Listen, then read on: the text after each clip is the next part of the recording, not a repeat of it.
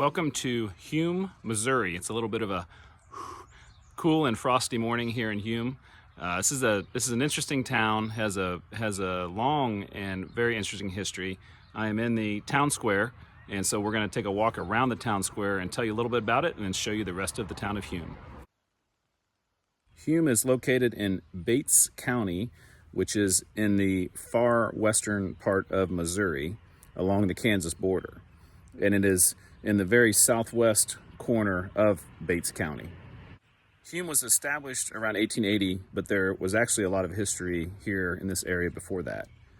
Some have claimed that Native Americans buried many of their dead in a mound just north of town, and the Bleeding Kansas affair and then the Civil War had a lot to do with kind of the early people that came to this area as well. The Bleeding Kansas affair and a lot of the people involved in that brought John Brown to this area, who attacked a farm just near town to free slaves.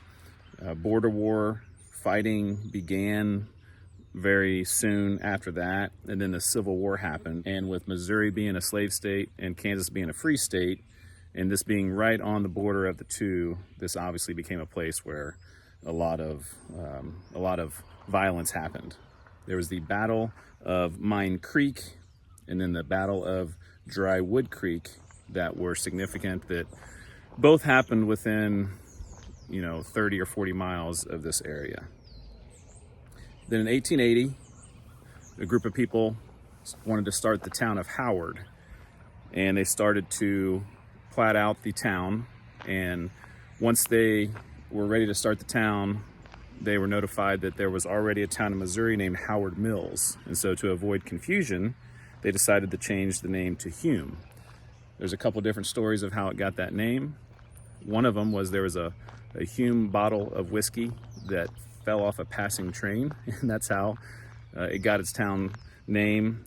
And the other one is that there was already a Hume Street in the town plat when they were trying to figure out if they should name it Howard. So Hume Street was here, so they thought maybe we'll just name it Hume.